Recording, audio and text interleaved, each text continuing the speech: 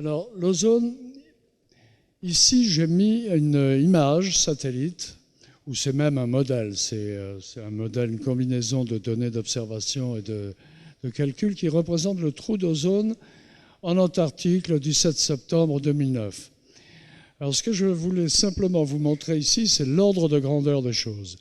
L'unité employée est l'unité Dobson. Alors une unité Dobson, les 500 unités Dobson, ça représente, si je prends tout l'ozone et que je le descends au niveau du sol, 0,5 mm, c'est-à-dire pas grand-chose. Mais cet ozone va être très important.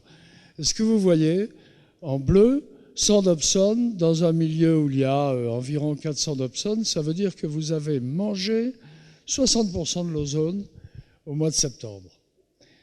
Alors c'est maintenant ce que je vais vous expliquer et essayer de vous montrer. Alors je vais essayer de vous expliquer qu'est-ce qu'est l'ozone, pourquoi c'est important. La découverte du trou d'ozone antarctique est quelque chose de remarquable.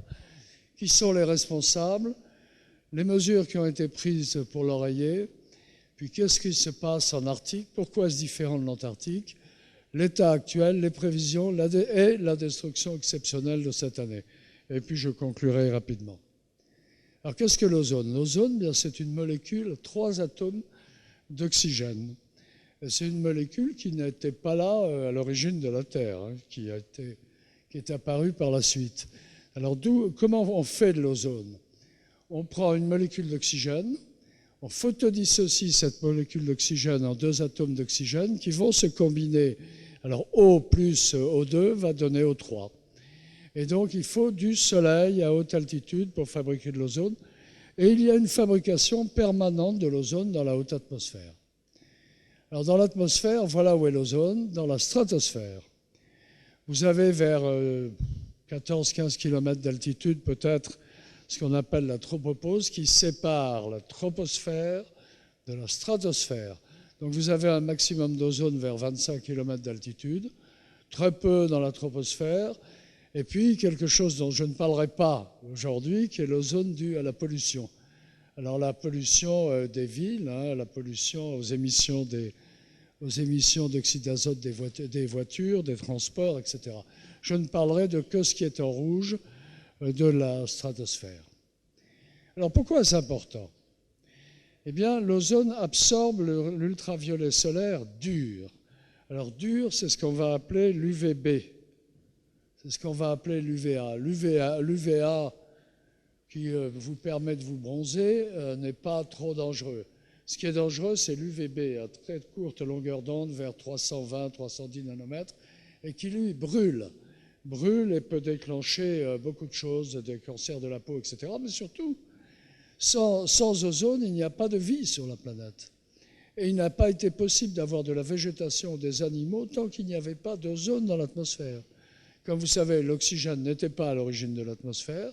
Il a fallu donc qu'il y ait de l'oxygène, qu'il y ait de l'ozone, et la vie a pu se transporter des océans sur la Terre. Alors, voilà, on connaissait l'ozone, on connaissait les variations saisonnières, on connaissait un tas de choses sur l'ozone. Et puis en 1985, une équipe anglaise, je vais vous montrer les résultats, publie un résultat qui est « Ah, l'ozone se détruit extrêmement rapidement en Antarctique ».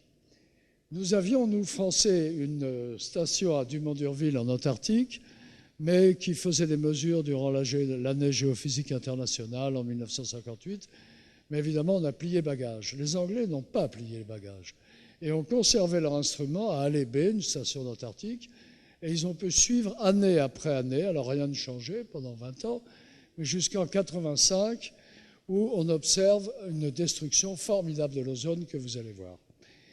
Inutile de vous dire qu'il y avait des satellites, il y avait un satellite au moins en l'air, mais les résultats, les données étaient tellement idiotes, ce satellite de la NASA, les données ont été classées pour idiotie et n'ont jamais été montrées, sauf évidemment, elles ont été retraitées par la suite. Alors voilà ce que c'est, ce qui a été publié par Joe Farman.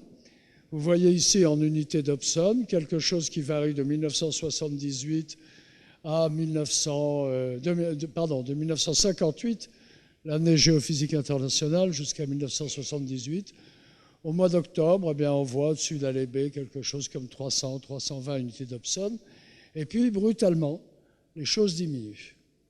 Et là, Farman et ses collègues ont compris qu'on avait affaire à une destruction, et il a proposé que ce soit les fluorofluorocarbures, c'est-à-dire les CFC, parce que ça avait été imaginé dans le passé pour la très haute atmosphère, que par deux personnes qui ont d'ailleurs eu le prix Nobel pour ça, mais qui avaient imaginé qu'il y avait une destruction d'ozone qui allait se produire à 40 km d'altitude à cause de ces CFC. Et Farman et ses collègues ont compris que ça devait être ça. Alors immédiatement, eh bien, la NASA a repris ses données satellites, a retraité les choses, et voilà le résultat. Vous avez des cartes en 1970, 71, 72. Donc toujours ce fameux mois d'octobre, qui est au printemps en Antarctique, où vous avez un maximum d'ozone à latitude moyenne, puis un minimum relatif quelque part, là, au-dessus de l'Antarctique, mais assez faible, alors qu'il commence à se creuser quand même ici. Et puis voilà, par la suite, je vous montre une série 2006, 7, 8, 9, et vous voyez, chaque année, on détruit l'ozone en force, et ça, c'est plus ou moins, il y a des années un peu plus faibles, un peu plus fortes, mais enfin, c'est à peu près pareil. Alors, il s'agit maintenant de trouver l'explication. Et donc, NASA se précipite, envoie son avion ER-2, qui est un U-2 transformé en avion de recherche, à Punta Arenas, au sud du Chili, et qui va rentrer dans la dépression polaire à la bonne saison, toujours au mois de septembre, enfin en été et au printemps. Et vous allez voir le résultat. Alors le R2 vole à 19 ou 20 km d'altitude. C'est-à-dire vole dans la couche d'ozone, va pouvoir voler dans la couche d'ozone. Et voilà ce qu'il voit. Vous avez ici la latitude. La latitude, donc, en partant du sud du Chili, 62 degrés, 72, 74 degrés de latitude. On rentre dans l'Antarctique. Et vous avez ici, en noir, l'oxyde de chlore, et en rouge, l'ozone. Alors le 23 août, un vol du 23 août, vous voyez que quand vous rentrez dans la dépression polaire, l'oxyde de chlore augmente. Mais il fait nuit encore, il ne se produit pas grand-chose, il fait nuit.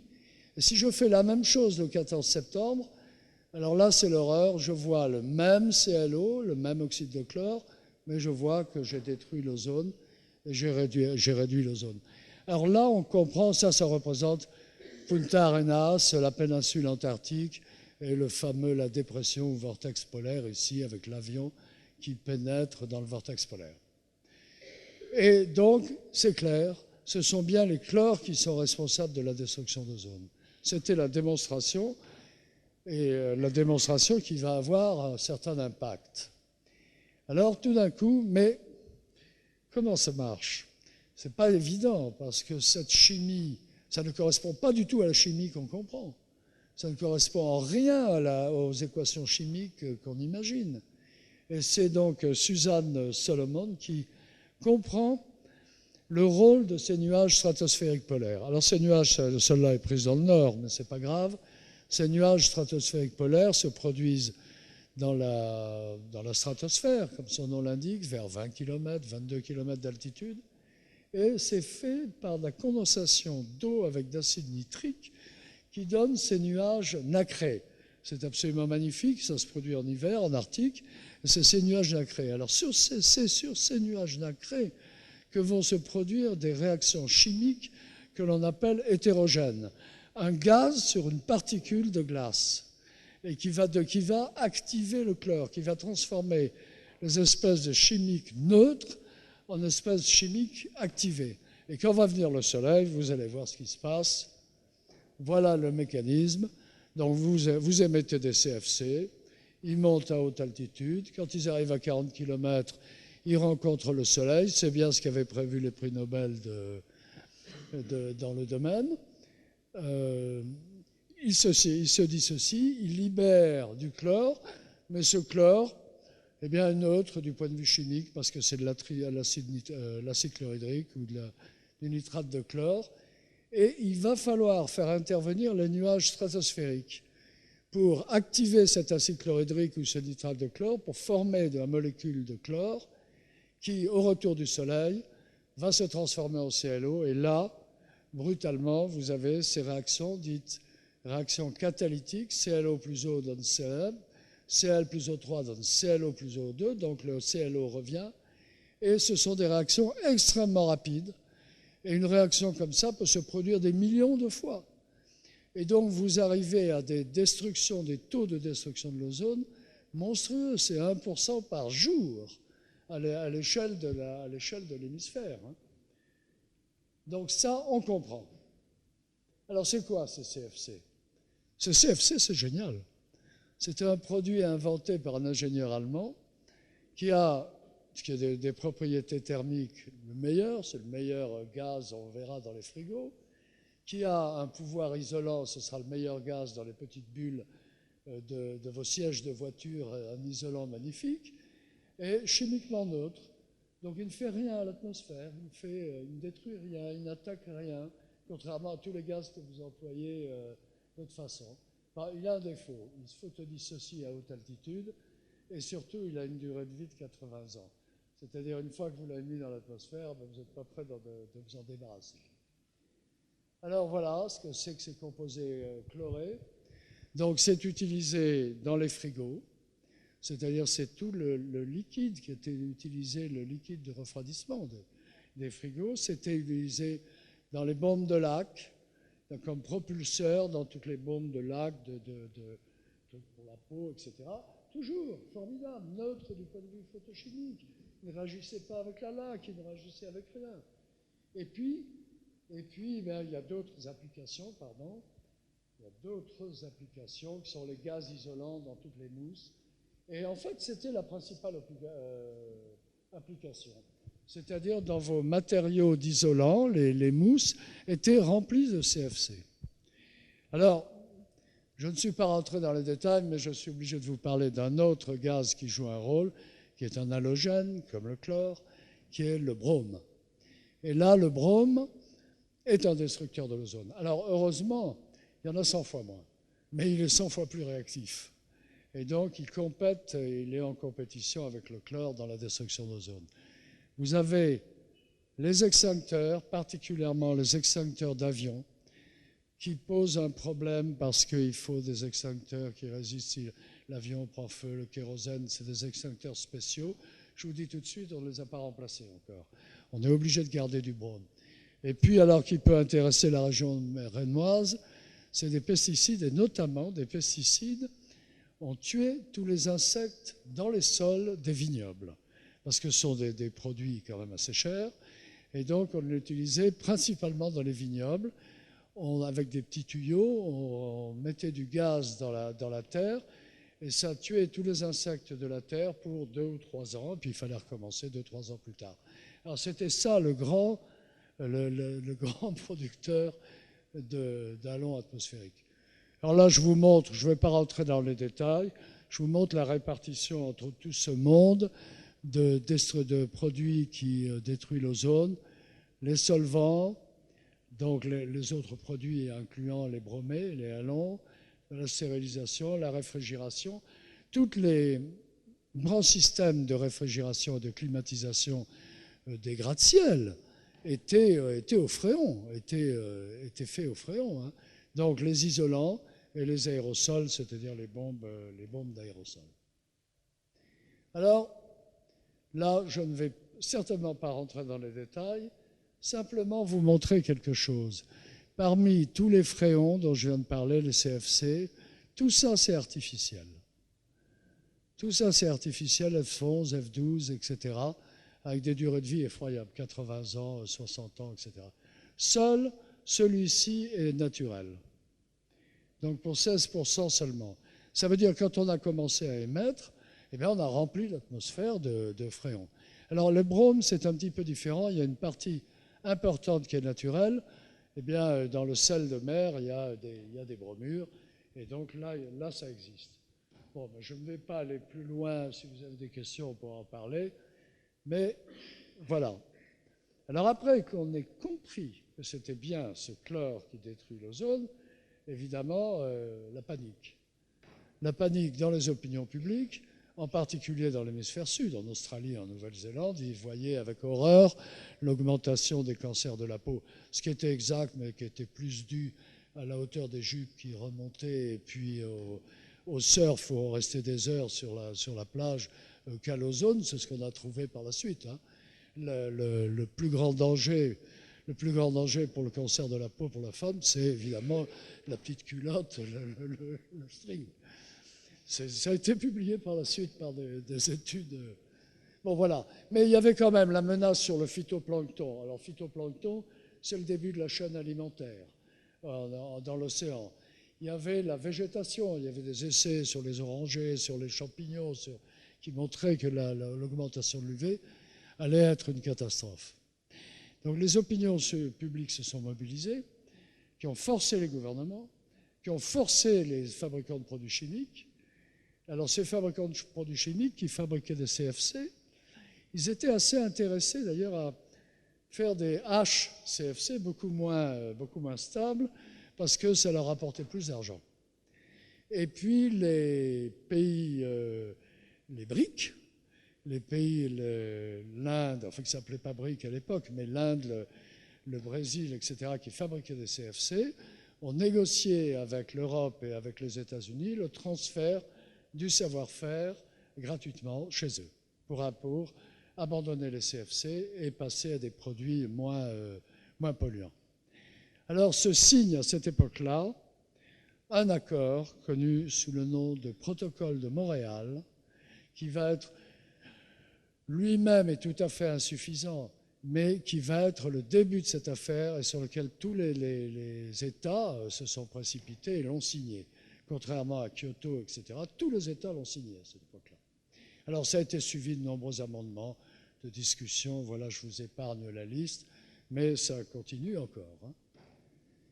Alors maintenant, l'autre question qui se posait en 87, c'est qu'il n'y a pas beaucoup d'habitants en Antarctique, mais par contre en Arctique, il y a beaucoup d'habitants, et en Europe du Nord. Alors il fallait aller voir ce qui pouvait se passer en Arctique. C'est pas facile.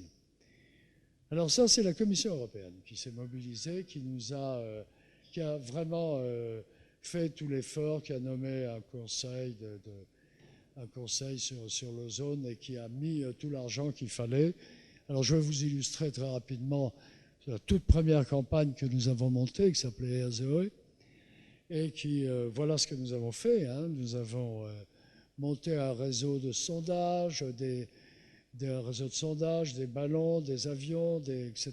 Et surtout ici, à Kiruna, dans le nord de la Suède, une base qui était une base de fusée-sonde de la Suède sur laquelle on a commencé à lancer des ballons. Et des ballons pour aller faire des mesures dans la stratosphère. Alors voilà la tête que ça a. Évidemment, ce n'est pas facile. Hein. C'est en plein hiver, il fait moins 30. On a mis un petit moment à régler le problème de comment on lance des ballons à basse température comme ça, mais enfin, bon, on y est arrivé. Et donc, c'est le CNES qui a monté ces opérations. Et donc, on a réussi à faire des mesures un petit peu partout dans l'Arctique. Puis alors, toujours du même endroit, on a eu un certain nombre d'avions européens, un Falcon allemand, un Learjet suisse, un Fokker français, un Mister 20 français. Et puis on a passé un accord avec NASA qui au début nous avait un peu bêché en disant vous Européens, vous n'avez pas les instruments qu'il faut. Et là, ils sont venus nous voir, est-ce qu'on peut venir avec vous et travailler avec vous? Alors ils sont venus avec nous et ils sont arrivés avec leur DC-8, avec une certaine liste d'instruments. Je ne rentrerai pas dans le détail, mais beaucoup d'instruments. Et puis encore une fois, le fameux ER2, avec tout ça, ce sont des instruments qui mesurent l'ozone, la flotte, la glace, l'acide nitrique, etc., etc. Et alors on a mis en place aussi ce dont tu as parlé, le réseau de surveillance de l'ozone de SAOS. Et donc nous avons, et ça marche toujours, nous avons un certain nombre de stations, il y en a une de plus d'ailleurs au Canada, ici, et nous avons tous les jours, on reçoit toutes les données d'ozone, d'oxyde d'azote, de nuages polaires de toutes ces stations. Voilà une illustration de cette station au fin fond de la Sibérie où on a installé un SAOS. Et puis par la suite, les Russes ont voulu se mouiller là-dedans. Alors ils avaient un avion encore plus puissant que le R2. Comme vous voyez, il a 2 moteurs, il est beaucoup plus puissant. Il permet des vols plus longs et c'est le M55 Geophysica qui va nous permettre de faire d'abord des expériences depuis la Finlande à Rovaniemi et puis également dans le sud, dans l'Antarctique par la suite, depuis Ushuaia en Argentine. Et puis on voit arriver le premier satellite européen qui mesure l'ozone. Alors c'est un instrument GOM, un Global Ozone Monitoring Experiment, qui a volé à bord d'un satellite qui n'était pas prêt pour ça. On a bousculé, on a sorti un instrument sur un satellite qui s'appelait ERS-2. Mais c'était tellement important pour l'ESA d'avoir un instrument pour mesurer l'ozone qu'ils ont bousculé, viré un instrument et remplacé par GOM. En fait, c'est un instrument qui avait été développé pour un gros satellite qui sera lancé beaucoup plus tard, en 2002, qui est Envisat. Mais c'est le même, hein, le GOM, c'est le même. Et puis, alors voilà ce qu'on voit dans l'Arctique maintenant, par rapport à ce qu'on voit dans l'Antarctique. Alors ça, c'est un sondage, c'est une moyenne de sondage de zone au pôle sud, fait par une station américaine de la NOAA au pôle sud. Alors, si on regarde la moyenne eh bien, de ce qu'on voit au mois d'octobre, on voit ici un minimum, et puis cas extrême, voilà, 9 octobre par exemple, il y a 0 ozone entre 13 et 21 km d'altitude. Ça veut dire qu'on a tout détruit ici. Alors, en Arctique, on voit de la destruction, mais elle est moins forte. Vous voyez ici, par rapport à la moyenne, un cas extrême qui est la destruction de l'ozone. Alors, Ny-Ålesund, c'est au Spitsberg, hein, c'est au nord du Spitsberg. C'est une station allemande et norvégienne qui est au nord du Spitsberg. Donc on détruit quand même hein, dans des proportions qui sont importantes. Mais c'est quand même pas au niveau de l'Antarctique.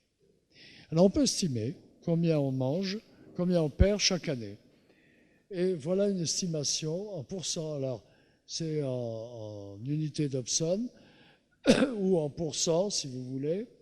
Chaque année depuis 1994.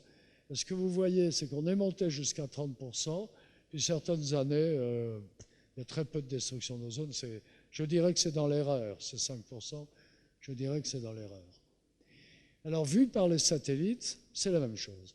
C'est-à-dire par rapport à la période antérieure à la destruction de l'ozone, vous voyez arriver un cas extrême en 1997, puis en 2006, c'est pas grand-chose, 2008, c'est pas grand-chose.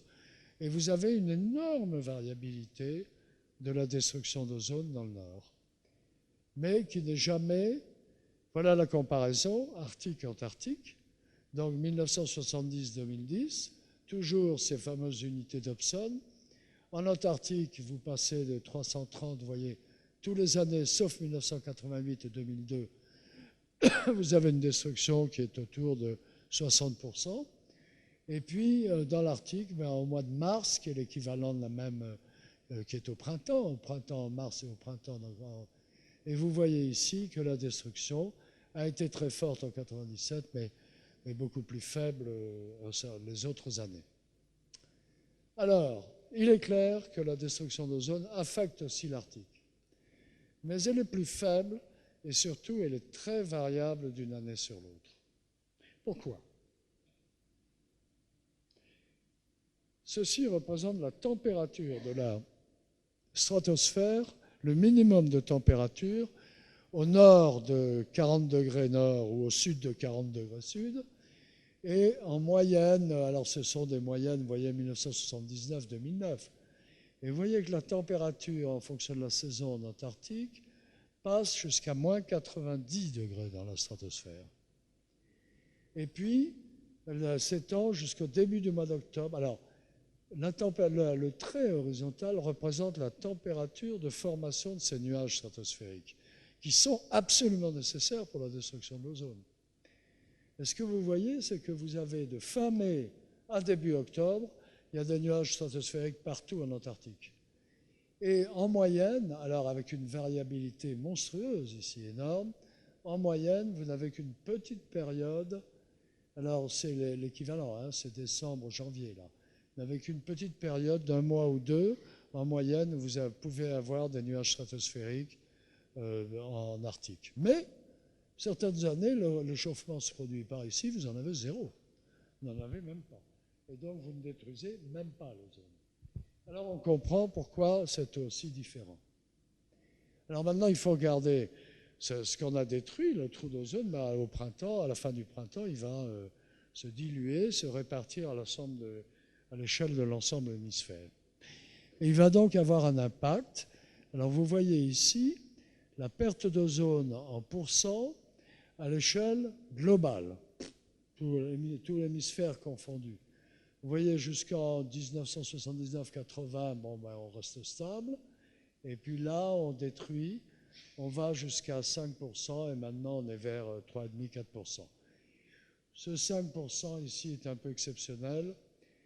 C'est un mélange avec des volcans, avec une éruption volcanique extrêmement importante qui s'appelle le Pinatubo, qui a injecté de l'acide sulfurique et des aérosols jusqu'à 35 km d'altitude. Donc ça, là, il y a un petit extrême. Alors maintenant, si vous regardez en latitude, vous voyez la moyenne 2005-2009 par rapport à la moyenne 64-80 près de l'ozone. Vous voyez qu'ici, dans l'hémisphère nord, on a perdu 3-4%. Et ici, évidemment, plus on va au sud en latitude, plus la destruction est grande. Et au tropique, rien. Au tropique, ça ne bouge pratiquement pas.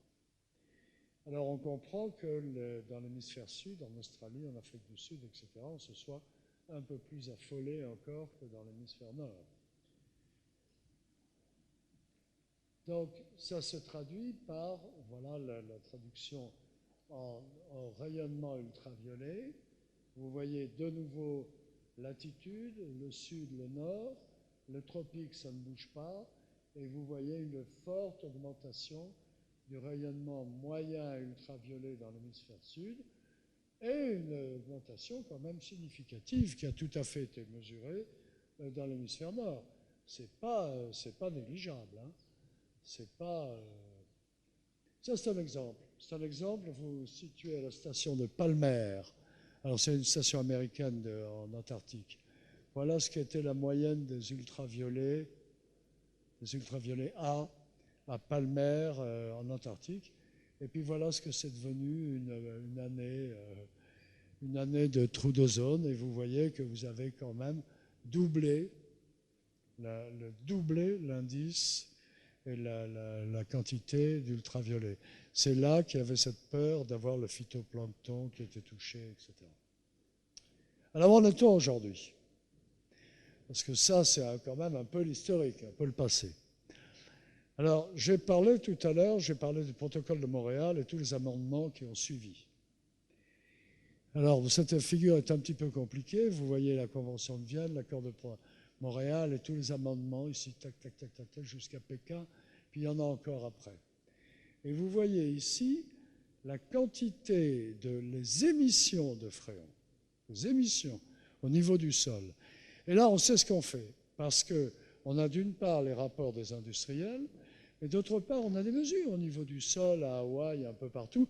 On sait combien il y a de CFC. Et on voit que s'il y avait des tricheurs, il y en a eu un petit peu, mais ils ont été assez facilement repérés. Alors, par exemple, l'Europe a totalement interdit la production des CFC en 1992. Mais vous voyez qu'ici, à partir de 1989,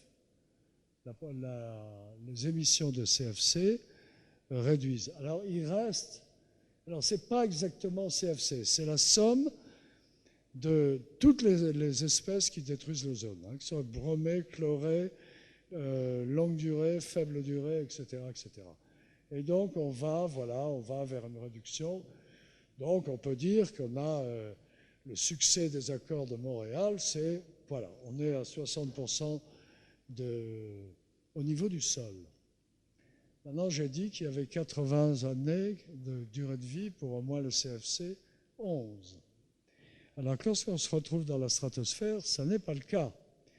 Ça, c'était l'augmentation des CFD, l'ensemble des espèces qui détruisent l'ozone en fonction du temps. Si on n'avait pas eu de protocole, si on avait appliqué seulement le protocole de Montréal en 87, vous voyez que ça n'aurait pas. Si on avait appliqué seulement le protocole de Londres avec son amendement, puis Copenhague, puis Pékin, et puis maintenant voilà les mesures. Et voilà ce que serait émission zéro. Et bien aujourd'hui, on a réduit 5%. C'est-à-dire qu'il reste encore énormément de chlore et de brome dans l'atmosphère, et on ne va pas s'en débarrasser en 5 minutes. Alors voilà les prévisions. Les prévisions, là, bon, je ne vais pas rentrer dans tous les détails, mais vous voyez qu'il y a le CFC 12 et le CFC 11. Alors HCFC, c'est on met un atome d'hydrogène sur un CFC, ça le rend plus instable. On passe de 80 ans à 12 ans de durée de vie. Et puis vous avez les autres, là, le tétrachlorure de carbone, le méthylchloroforme, enfin vous les avez tous. Vous repérez qu'il y en a dont le maximum, dont la courbe de minimum se produit beaucoup plus tard. Et il y en a tous ces HC qui sont les composés remplaçants, dont le maximum n'est pas attendu avant 2030. Parce qu'il a bien fallu remplacer dans vos frigos les produits, sinon vous ne pouvez plus avoir de frigo, vous ne pouvez plus avoir d'extincteurs dans les avions, etc. Et d'autre part, les frigos, il faut les mettre à la casse. Et on les met à la casse 10 ans après ou 15 ans après, et ils libèrent le CFC beaucoup plus tard. Donc voilà les estimations de retour de ce qu'on peut prévoir à l'heure actuelle. Et il restera toujours la partie naturelle, voilà, quelques pourcents naturels, mais là, ils ne seront pas capables de détruire l'ozone. Mais ce qu'il faut bien voir, c'est que s'il n'y avait pas eu les accords de Montréal, vous avez vu la courbe, on passait de 3 ppb à... Ça montait en flèche. L'industrie dans le monde fabriquait de plus en plus de CFC, et ça allait très, très, très vite. Alors, maintenant, on va calculer qu'est-ce que ça va donner sur l'ozone. Et là, il y a une petite complication. Je ne suis pas rentré dans les détails, c'est qu'il y a une interaction entre l'ozone et le changement climatique. D'abord, les CFC étaient des gaz à effet de serre violents. Le fait de les avoir interdits a fait gagner 10 ans dans le réchauffement climatique. Le fait d'avoir coupé les CFC. Mais dans l'autre sens, l'ozone, l'absence d'ozone, l'absence d'absorption du rayonnement solaire entraîne un refroidissement de la stratosphère. Si maintenant je reforme de l'ozone, je vais réchauffer la stratosphère. Et d'autre part, ces mêmes gaz à effet de serre vont réchauffer la stratosphère. Alors voilà, les prévisions, Les prévisions, ça ce sont des mesures, c'est où on en est à l'échelle globale de combien on a diminué l'ozone, et puis voilà les prévisions. Alors vous voyez qu'il y a une différence entre l'Antarctique et l'ozone global qui s'arrête beaucoup plus tôt. Eh bien, c'est dû à ce réchauffement prévu par les modèles climatiques, le réchauffement prévu de la stratosphère. Alors, j'insiste sur le fait qu'il s'agit bien de modèles, parce que ça demande à être prouvé. Alors, si vous les croyez, on revient à l'état hanté en 2030 ici. En Antarctique, ça repousse quelque chose. Il ne devrait rien se passer avant 2060, ou diminuer un peu. Alors ça, c'est la courbe avec tous les détails. Voilà l'Arctique.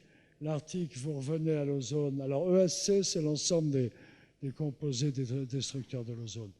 Donc ici, vous êtes vers 2030. Les latitudes moyennes, on récupère vers 2020 ou 2025. L'Antarctique, on est 2100. Les latitudes sud moyennes, on est vers 2060. Allez, grosso modo, on dit que c'est vers 2060. Vrai ou faux? Alors, petit problème cette année. On surveillait nos mesures, là, cet hiver. On regardait ce qu'on recevait depuis le Spitzberg ou la Sibérie, et on voyait l'ozone diminuer en flèche. Alors, ça va être quelque chose en Antarctique.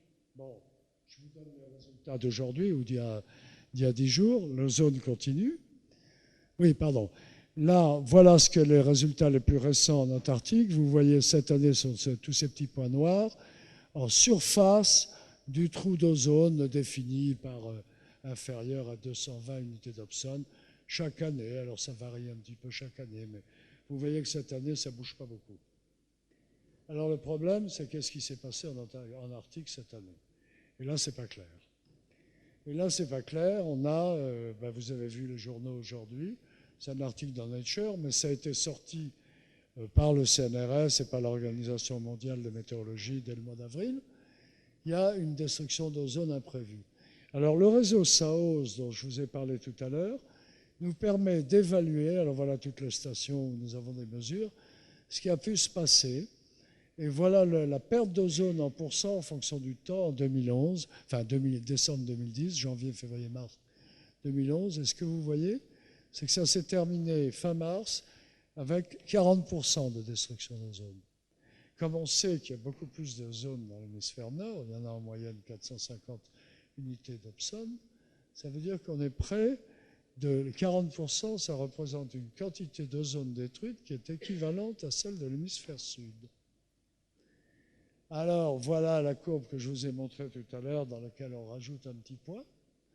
Qu'est-ce que fait ce petit point qui vous montre une destruction de, bon, c'est 40%, 170 unités d'Hobson, et qui a vraiment fait un trou d'ozone très sérieux en Arctique. Alors voilà une mesure, une observation satellite par l'instrument IASI à bord du satellite METOP, et qui vous montre la présence ici, le 18-20 mars, d'un trou d'ozone centré sur la région polaire, qui se déplace vers l'Atlantique, ici, vers le 26-28 mars.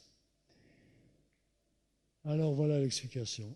L'explication, c'est la température. Voilà l'évolution de toutes les températures stratosphériques au cours de l'hiver, avec la température de formation des nuages stratosphériques.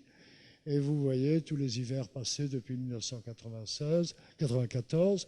Ça s'agite beaucoup. Parfois, le réchauffement se produit dès le mois de janvier, voire avant. Cette année, on se retrouve à partir d'ici avec ce qu'on a vu à partir disons, du 20 février ou de fin février, avec ce qu'on a eu de plus froid dans la stratosphère depuis que nous faisons des mesures. Et ce plus froid, c'est 10 degrés. Hein. Et ça se propage. Et ça se propage et l'hiver stratosphérique a résisté à tout. Alors là, la grande question, c'est qu'est-ce que c'est que cette histoire? Est-ce qu'il s'agit d'un accident météorologique comme celui que nous vivons actuellement au niveau du sol en France avec les hautes températures, qui est un écart par rapport à la moyenne extrêmement important, ou est-ce que c'est une relation avec l'impact climatique? Et très franchement, personne n'est capable de répondre à cette question aujourd'hui. Mais ce qu'il faut savoir, c'est que pas un seul modèle météorologique n'a été capable de voir cette histoire. C'est-à-dire de comprendre que la température allait être plus froide, que la température allait se prolonger, les températures froides allaient se prolonger un mois de plus. Personne ne nous a alertés. On se retrouve dans la même condition que dans le trou d'ozone antarctique, totalement imprévu. Alors il nous faut chercher l'explication. Et donc, voilà, on va continuer à la chercher. Donc en conclusion, je crois qu'on comprend bien le mécanisme de destruction d'ozone. On sait qu'il s'agit de gaz anthropiques. On sait qu'il s'agit de produits qui sont issus de l'industrie. Toutes les mesures nécessaires ont été prises pour l'enrayer. Puisque tout est arrêté, on ne peut pas en faire plus. On ne va pas faire ce qu'on appelle du géo-engineering, aller fabriquer de l'ozone là-haut. C'est encore plus dangereux que tout. Donc, ce qu'on voit, c'est que ça ne disparaîtra pas avant 2050, voire 2060. Alors ça, c'est des estimations par les modèles. Et il y a encore le risque existant de destruction massive de temps en temps au printemps. On verra bien. On verra bien et on essaiera de comprendre de quoi il s'agit et pourquoi. Mais bon, il y a une relation très complexe entre la destruction de l'ozone et le climat qui est bien loin d'être claire. Voilà, je vous remercie.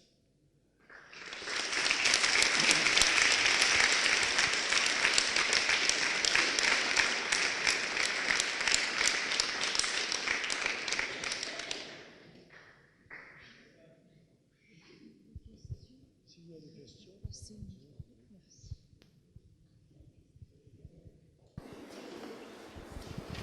Moi, j'avais une petite question sur la propagation des phénomènes de destruction de l'ozone à nos latitudes, aux moyennes latitudes. Est-ce qu'on a un peu éclairci l'origine de la destruction de l'ozone au-dessus de notre tête? Et en particulier, le trou d'ozone en Arctique, qu'est-ce qu'il est devenu? Est-ce qu'il y a eu une propagation par la circulation générale vers nos latitudes? Alors, ce trou d'ozone se dilue à l'échelle de l'ensemble de l'hémisphère. Et c'est ce qui explique, si tu veux, c'est le mécanisme en Antarctique qui permet de voir que dans l'hémisphère sud, les grands trous d'ozone entraînent une réduction à l'échelle de l'hémisphère de l'ordre de 8 à 10%. Donc là, on a un épisode dans l'Arctique seulement, et effectivement, il s'est propagé. Il y a l'année 2011 est une année à faible taux d'ozone dans l'hémisphère nord. Alors, quand je dis faible taux d'ozone, ça veut dire fort, relativement plus fort UV, mais surtout moins d'absorption de rayonnement solaire par l'ozone, et donc refroidissement de la stratosphère. Donc il y a des effets retour, là, il faut faire attention.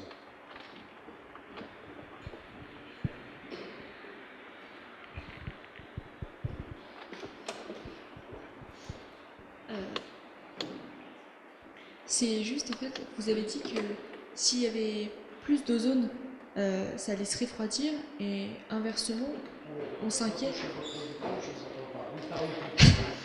En fait, vous avez expliqué que s'il y a plus d'ozone, l'atmosphère allait se refroidir, et en même temps, aujourd'hui, on s'inquiète du réchauffement climatique, en fait.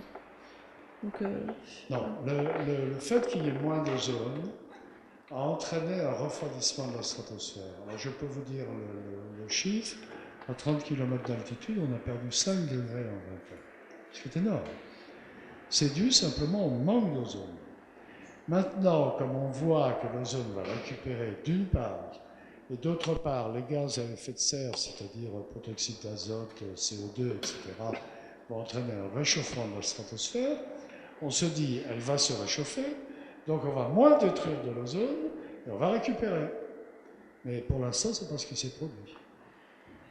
Voilà. Donc on attend que ça se produise.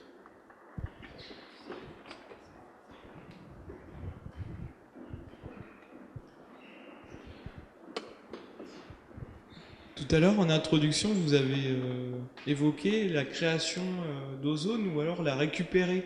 J'avais cru entendre ça, mais de quelle manière on peut peut-être en ravoir plus? Alors, bah, écoutez, j'ai vécu des N projets qui ont été proposés de fabrication d'ozone dans la stratosphère en faisant voler des ballons avec des décharges et des instruments de décharge électrique, des quantités effroyables, des batteries et des générateurs électriques effroyables à 35 km d'altitude. Des vrais trucs de fou. On a fait des calculs, combien il faudra de ballons, et vous êtes sûr que vous le mettez à côté de l'endroit où il faut le mettre, etc. Et en fait, il s'est avéré que c'est extrêmement dangereux, exactement comme les affaires de géo-engineering aujourd'hui pour régler les problèmes climatiques. Hein. Donc, on va d'injecter des quantités de soufre monstrueuses dans la stratosphère. Je ne suis pas sûr que ce soit la meilleure méthode. En tous les cas, ce sont des méthodes extrêmement dangereuses. Et en ce qui concerne l'ozone, elles n'ont pas été retenues. On a vraiment préféré bloquer complètement les émissions et les fabrications de CFC. Il reste assez peu de choses. Hein. Il reste, je vous ai dit, il reste quelques fabrications de produits indispensables avec lesquels on met vos frigos, vos sièges de voiture. Non, plus de CFC, les bombes de lac. Alors il y a des réactions chimiques, c'est pas facile de trouver un gaz qui soit neutre, hein, des formes chimiques, et qui soit aussi efficace. C'est moins bon. Mais enfin, ça ne détruit pas l'ozone. Est-ce qu'il y a en parallèle des études sur la nature des nuages stratosphériques, puisqu'ils semblent être, disons, des partenaires tout à fait liés au processus, et il y a actuellement des études qui sont initiées au niveau des nuages hauts dans la stratosphère, notamment les propriétés physico-chimiques, les propriétés des cristaux de glace. Est-ce qu'au niveau de tout ça, puisque vous avez dit qu'il y a l'initialisation à partir d'un corps qui n'a pas de réaction chimique, finalement d'une réaction chimique, Est-ce qu'on fait des études plus poussées à ce niveau-là? Plus que des études, il y a eu beaucoup de prélèvements, notamment avec les ballons. Et on sait exactement à qui on a affaire, encore que ce soit différent en Arctique et en Antarctique. Pour une raison qui est qu'en Antarctique, ces nuages stratosphériques polaires, comme il fait très froid et qui sont là en permanence, sédimentent, les cristaux tombent et enlèvent tous les produits qui forment ces nuages stratosphériques qui sont essentiellement, qui touchent l'acide nitrique, etc. Alors vous avez, à une certaine température, vous avez d'abord les aérosols naturels, qui sont des petits aérosols soufrés. Puis après, vous avez ce qu'on appelle les STS. Bon. Après, vous avez l'acide nitrique trihydraté, c'est-à-dire 3 molécules d'eau pour une molécule d'acide nitrique, ça s'appelle les nattes. Et il y en a encore 2 catégories de ces nattes qui se forment à une certaine température, grosso modo de l'ordre de moins 85. Et puis après, quand vous descendez en Antarctique, très peu en Arctique, mais en Antarctique à moins 90, alors vous congelez la vapeur d'eau. La vapeur d'eau se condense elle-même et ça vous donne des nuages de glace. Et ces nuages de glace sont extrêmement efficaces. Alors, c'est, je dirais, à peu près bien compris, mais il y a une discussion sur la température à laquelle ils se forment. Pour beaucoup, ça se forme à telle température. Jusqu'à telle température, il n'y a pas de nuages, et puis à l'autre, il y en a. Et maintenant, on commence à comprendre qu'il y a une relation avec la température qui n'est pas aussi nette, que ces nuages, même qu'on ne voit pas beaucoup, peuvent entraîner une forte destruction d'ozone. Il y a encore beaucoup de travail qui se fait, notamment avec le satellite américano-français, Calypso, qui est un lidar qui regarde à la verticale et qui a permis d'avoir des cartes formidables de ces nuages. Est-ce qu'il y a des associations avec le projet GeoX, par exemple, certaines sections de GeoX qui étudient plus particulièrement les cirrus ou les choses comme ça? Oui, GeoX est beaucoup plus troposphérique et beaucoup plus tropical. GeoX est beaucoup plus tropical. Alors, je n'ai pas parlé de tropique ici, mais la source de tout ça, c'est au tropique. Hein. Mais je n'en ai pas parlé ici, et donc il y a beaucoup de questions qui se posent au tropique et qui ne sont pas évidentes, et on est là-dedans justement, c'est-à-dire comment montent toutes ces espèces dans la stratosphère. Je n'en ai pas parlé.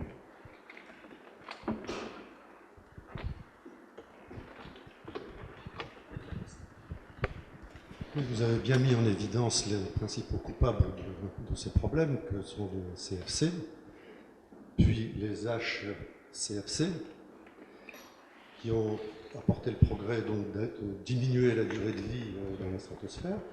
Et tout ça, ça a été complètement remplacé par ce qu'on appelle maintenant les HFC. Bien sûr. Le problème, ça, bien sûr, ce protocole de Montréal et l'avènement de ces HFC, ça a été une révolution industrielle absolument considérable, mais on s'est aperçu que les HFC avaient une contribution extrêmement importante à l'effet de serre. Et donc les mêmes industriels sont en train de se poser la question et de travailler à des substituts aux HFC.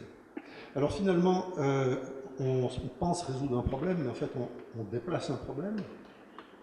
Vous nous avez expliqué que, tout compte fait, la température stratosphérique, qui est très importante pour ces phénomènes, et peut-être aussi, il y a aussi peut-être des interactions avec les phénomènes climatiques que l'on connaît au niveau du sol. Donc finalement, est-ce qu'on peut être optimiste quant à l'avenir? Peut-être. Je vous ai parlé de l'accord, de l'amendement de l'accord de Montréal de 2007, qui est celui qui a, où on élimine maintenant les HCFC pour progresser, et de ces produits dont le maximum n'interviendra que dans 10 ou 20 ans, parce qu'il a bien fallu les utiliser.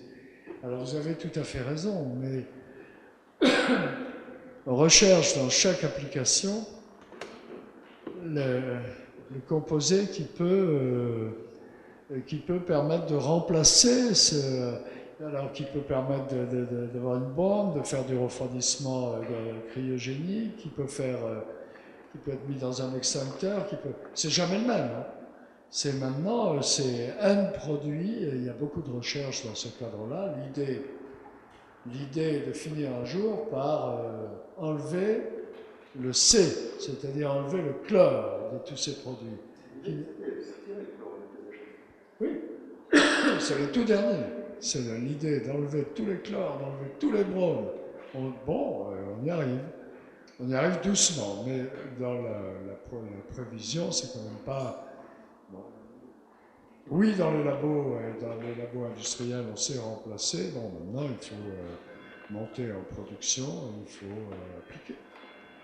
Il faut appliquer. Alors, bon, voilà. On s'oriente dans cette direction, c'est certain.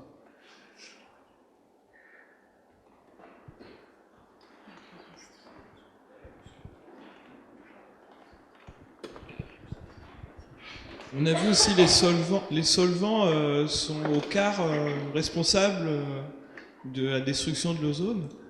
Le solvant au départ. Oui. C'est-à-dire là, on est en train de parler dans la courbe que je vous ai, dans la répartition que je vous ai montrée, c'était la distribution des composés responsables après la découverte du trou d'ozone, c'est-à-dire qui est responsable. Maintenant, ces rapports ont complètement changé, puisqu'il y a des évolutions, alors en dehors des durées de vie, mais il y a des composés qui ont des faibles durées de vie, dans ce que je vous ai indiqué.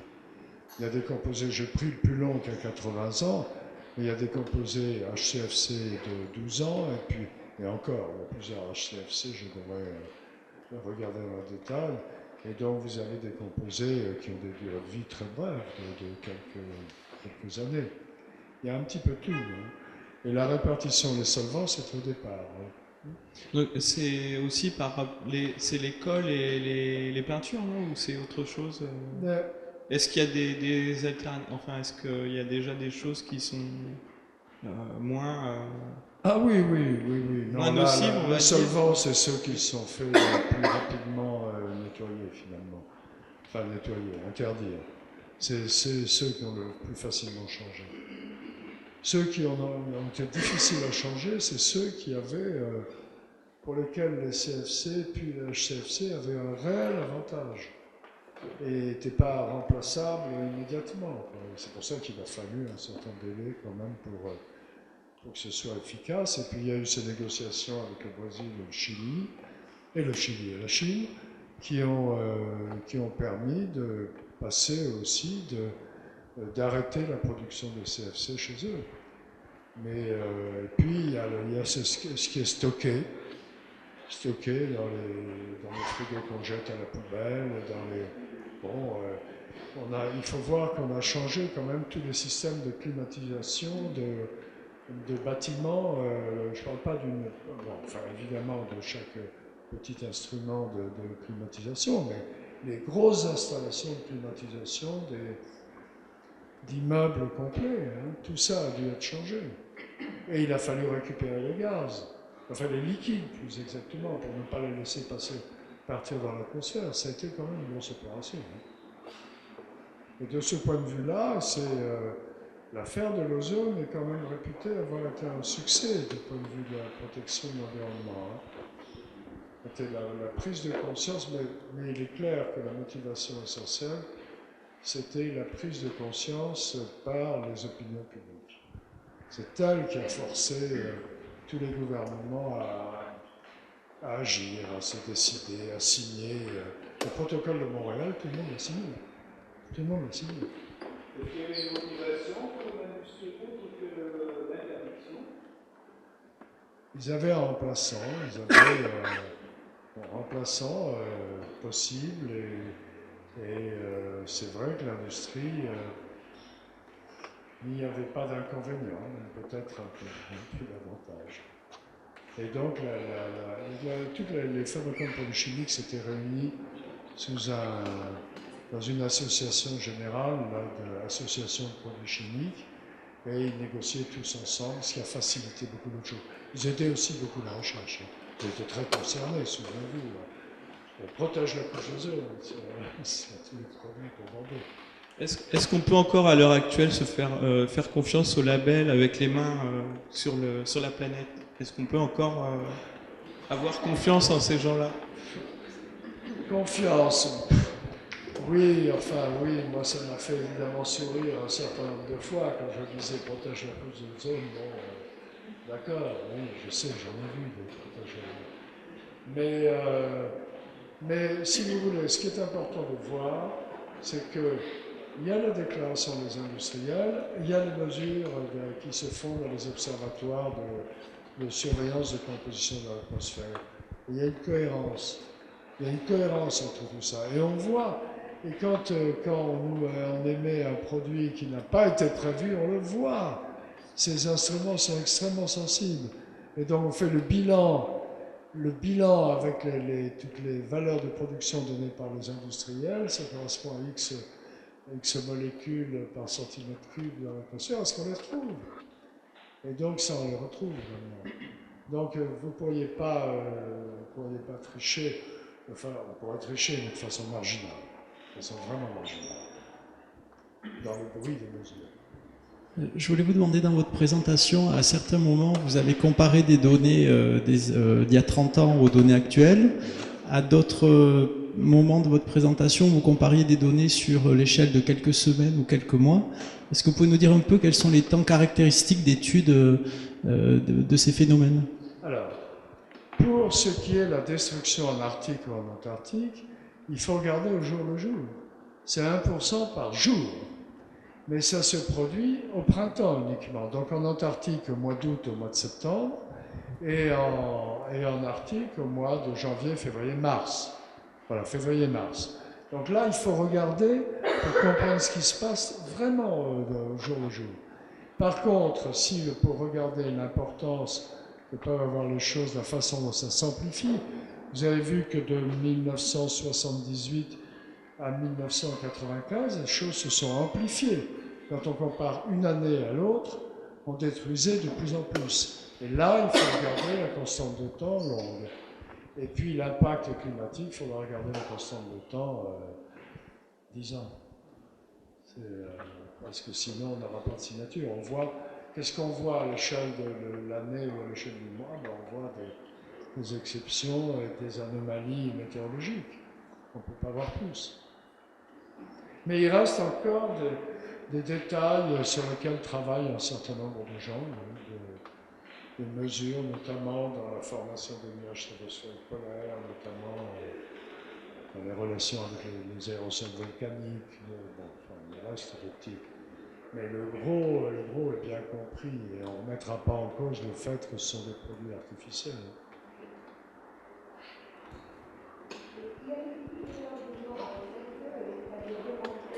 Pour dire que le Concorde était susceptible de détruire la couche d'ozone et en quelque sorte d'avoir arrêté une technologie qui, si on n'avait pas dit ça, eh bien maintenant on irait à New York en 3h30.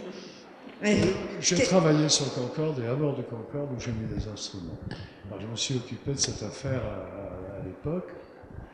Oui, ce qui détruisait l'ozone, ce qui était susceptible de détruire l'ozone, c'était les oxydes d'azote produits en énorme quantité par les moteurs du Concorde ou de tout avion supersonique qui ont des chambres de combustion à très haute température. Comme votre voiture produit des oxydes d'azote et on met un réducteur d'oxyde d'azote derrière. Alors le problème, c'est qu'il y avait dans le modèle phénochimique de l'époque une petite erreur dans un coefficient de réaction avec OH qui est, dans une réaction, il y avait une petite erreur. Et donc, les modèles à l'époque ont publié des destructions de l'ozone au niveau de vol du Concorde qui était vers 16 km d'altitude, une menace qui était de l'ordre de 16%. Et lorsque 2 ou 3 ans par la suite, il y a eu des corrections de ces coefficients de réaction, c'est avéré beaucoup plus faible. Alors il y a eu des études depuis. C'est pas la raison pour laquelle vous n'avez pas de supersonique qui dessert aujourd'hui les États-Unis. Je vous assure tout de suite, ça n'a plus rien à voir avec l'ozone, c'est d'autres problèmes. Mais il y a eu des études depuis. 16 km, c'est pas très haut pour un avion, pour l'ozone. Mais par contre, il y a eu des études sur des avions qui voleraient non pas en 3h30, mais en 1h30 vers l'Australie en passant à 35 km d'altitude. Et là, là, il y a d'autres risques. Ouais. Et donc j'ai peur que les supersoniques, il y avait Dassault avait des supersoniques privés qui étaient prêts à construire il y a 5-6 ans. Il y a eu l'avion russe qui était prêt, il y a eu d'opérations, tout ça c'était prêt.